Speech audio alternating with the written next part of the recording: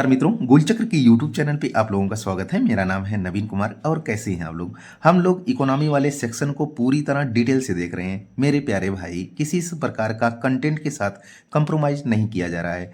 कोई भी शॉर्टकट तरीका नहीं अपनाया जा रहा है। चाहे आपकी प्रारंभिक परीक्षा हो या मुख्य परीक्षा हो या फिर इकोनॉमी से संबंधित कोई भी एग्जाम हो, चाहे जो हो, यहाँ पर फैक्ट और कॉन्सेप्ट दोनों को ध्यान में रख करके कंटेंट को डिलीवर किया जा रहा है। ठीक है ना। बैंकिंग क्षेत्र हमने स्टार्ट किया है। अब जा करके आप पिछला वीडियो देखेंगे तो मेरे ख्याल से ये सब ज़्यादा आपको समझ में आएगा, नहीं तो आपको कन्फ्यूजन पैदा होगा। ठीक है ना। फिलहाल ये बिल्कुल क्लास एकदम पूरा फ्री में मैं दे रहा हूँ, मैं मेहनत कर रहा हूँ। ठीक है ना। और पूरा 100% मैं कंप्लीट करूँगा। ठीक है। फिलहाल आते हैं अपने टॉपिक पे, आरबीआई। आज आपका नेक्स्ट जो टॉपिक है वो आरबीआई के कार्य हैं, इसको पढ़ते हैं। तो ये सब आरबीआई के देखिए, फंक्शन ऑफ आरबीआई, कितने कार्य हो सकते हैं कि इसको हमने ड्राफ्टिंग के माध्यम से लिखा है। जब देखिए आपका मेंस का क्वेश्चन आता है ना कि आरबीआई के प्रमुख कार्यों की चर्चा कीजिए तथा यह जो है भारत के आर्थिक स्थिरता के लिए किस प्रकार सहायक होता है, ऐसे मेंस के क्वेश्चन आए हुए हैं या आ सकते हैं। तो आरबीआई के जब आप कार्य लिखें ना भैया, तो ऐसे आप जो है ड्राफ्टिंग करेंगे तो ये काफ़ी अट्रैक्टिव लगेगा और नंबर भी ठीक ठाक आपको जो है प्राप्त होगा। तो आते हैं अपने टॉपिक पे, आरबीआई की कार्य, फंक्शन ऑफ आरबीआई।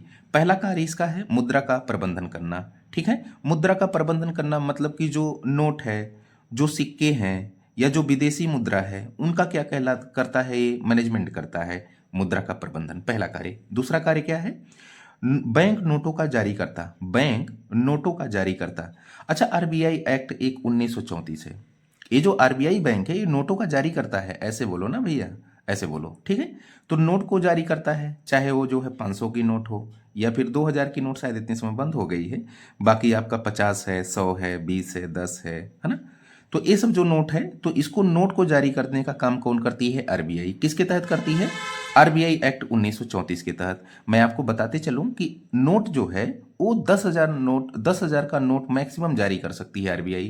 किस अधिनियम के तहत, आरबीआई एक्ट 1934 के तहत। लेकिन अगर मैक्सिमम जो है सिक्का जारी करना हो, 1,000 रुपये तक का ही मैक्सिमम सिक्का आरबीआई जारी कर सकती है। तो ये हमने जो है थोड़ा सा ये देखा कि जो आरबीआई है वो बैंकों का नोटों का जारी करता है। ठीक है। फिर आते हैं सरकार का बैंकर, मतलब कि जो भारत सरकार है ना भैया, उसके जो है बैंकर के रूप में कार्य करती है। जैसे सरकार को ऋण देना, उसको जो है आर्थिक स्थिरता प्रदान करना, या मुसीबत के समय जो है उसको जो है एक बैकबोन की तरह काम करना, तो सरकार के बैंकर के रूप में भी आरबीआई कार्य करती है। ठीक। फिर बैंकरों बैंकरों का बैंकर, बैंकों का बैंकर लिख लीजिए, ज़्यादा सही है, बैंकों का बैंकर।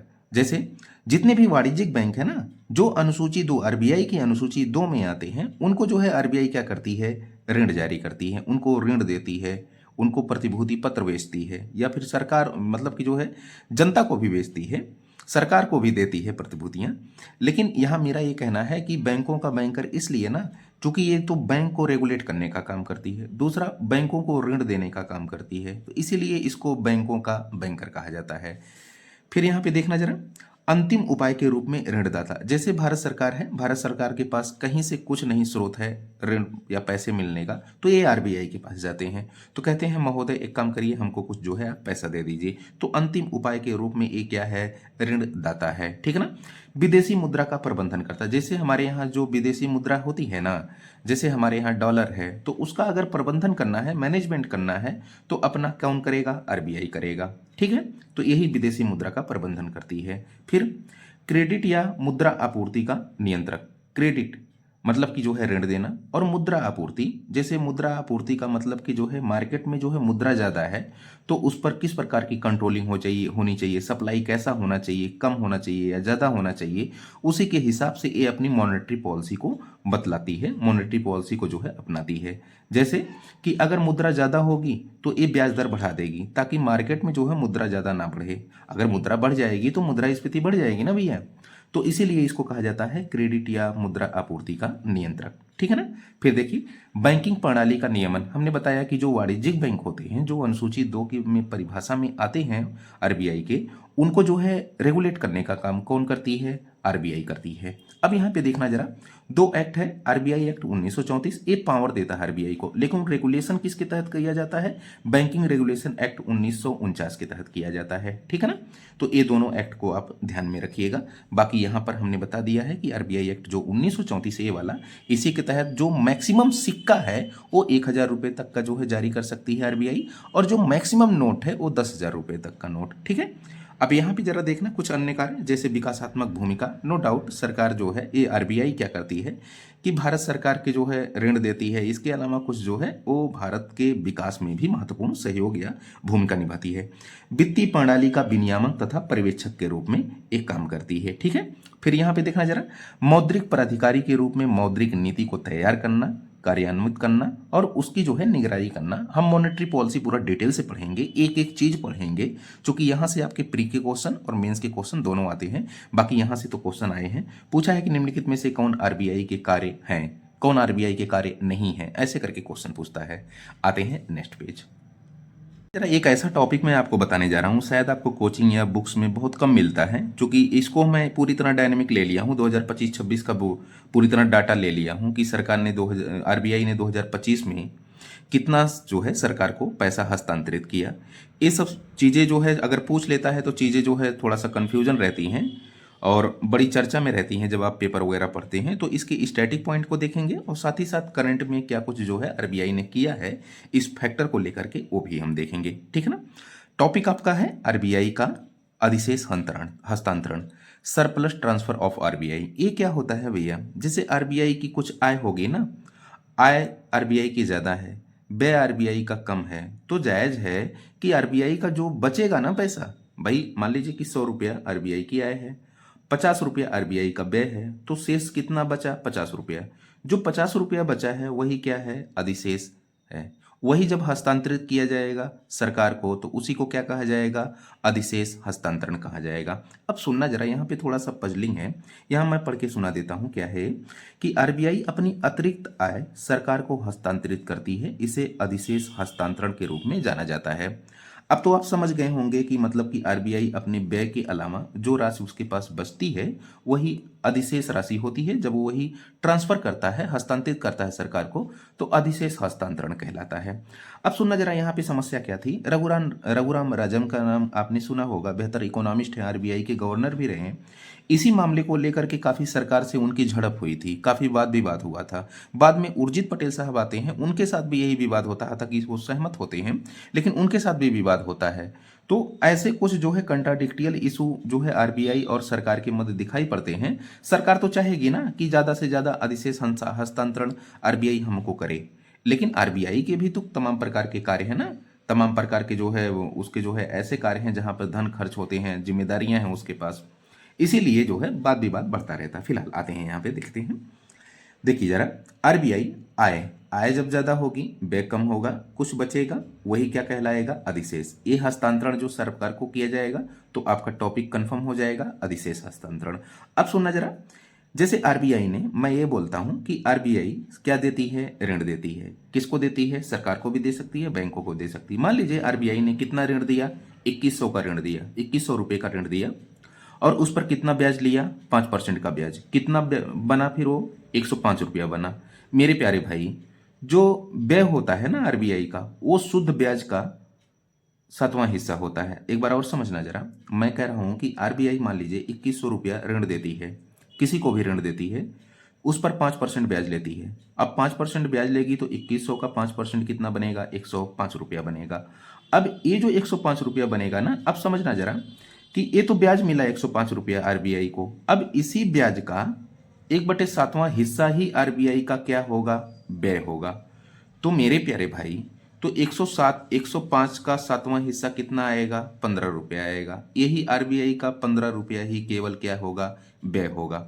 अब समझना जरा, जो अधिशेष पैसा बचा है वो कितना बचा है, 105 माइनस 15, 90 रुपया। ये जो 90 रुपया बचा है ना भैया, ये जो है अधिशेष राशि होगी। अब यही क्या होगी, हस्तांतरण होगा, किसके पास, सरकार के पास। तो यही अधिशेष हस्तांतरण कहलाएगा आपका। मेरे ख्याल से आप समझ पा रहे होंगे, क्योंकि देखिए आप किताबों में पढ़ेंगे नहीं समझ पाएंगे, इसको हमने अच्छे से अपने एग्जाम्पल, अपने व्यवहारिक ढंग से समझाने का आपको प्रयास किया है ताकि चीजें समझ में आ जाए। यहाँ पे देखिए हमने लिखा है कि आरबीआई का व्यय उसके शुद्ध ब्याज का 1/7वां हिस्सा होता है। तो जब आप व्यय निकाल देंगे, जो राशि बचेगी वही जो है अधिशेष राशि होगी। ठीक है, यहाँ पे देखना जरा, कह रहा है कि नोट में आरबीआई एक्ट 1934 की धारा 48 आरबीआई को उसकी आय, लाभ, मुनाफे पर टैक्स से छूट देती है। अब देखिए यहाँ पे प्रारंभिक परीक्षा में क्वेश्चन आ सकता है कि कथन के रूप में, कारण के रूप में, कि क्या आरबीआई जो है अपने लाभ, आय और मुनाफे पर टैक्स के दायरे में आती है? नहीं भैया, टैक्स के दायरे में नहीं आती है। ये आपका जो है आरबीआई एक्ट 1934 इसको पावर देता है, धारा 48। ठीक है।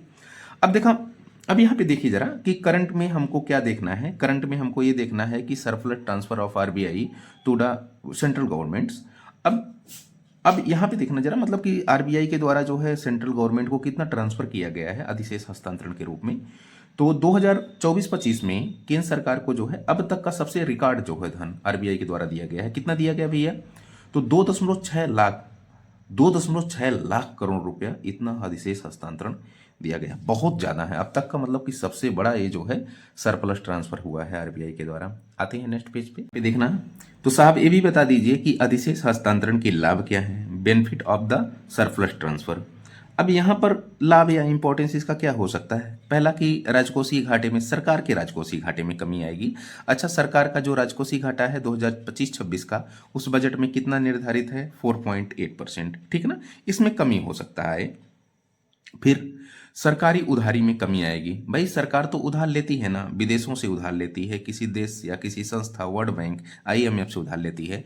लेकिन अगर उसके घर में ही उसको उधार मिल जाए, या वो जब अधिशेष हस्तांतरण ट्रांसफर हो जाए ठीक ठाक पैसा, तो क्या करने के लिए सरकार उधार लेगी? तो उधारी में कमी आएगी सरकार के। फिर राजस्व लक्ष्य को पूरा करने में सहयोग मिलेगा। तो सरकार जो है राजस्व, चूंकि जो है सरकार धन खर्चा करती है ना, योजनागत, गैर योजनागत तमाम प्रकार के व्यय होते हैं सरकार के।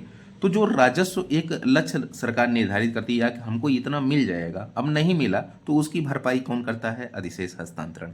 तो इसको ये राजस्व लक्ष्य को पूरा कर देता है।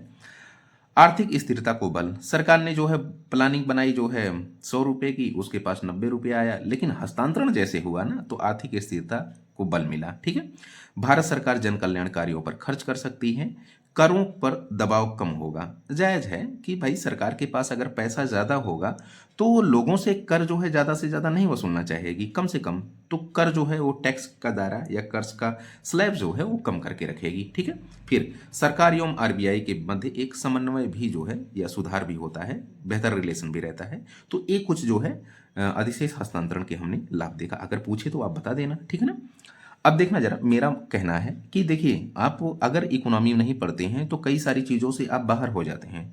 समाज में अगर आपको डिबेट करना है ना, एक लोक प्रशासक के रूप में, या फिर एक राजनेता के रूप में, या एक ब्यूरोक्रेट्स के रूप में, या फिर आप एग्जाम देने जा रहे हैं, तो मेरे ख्याल से सबसे ज़्यादा भूमिका इतने समय इकोनॉमिक फैक्टर की बढ़ रही है।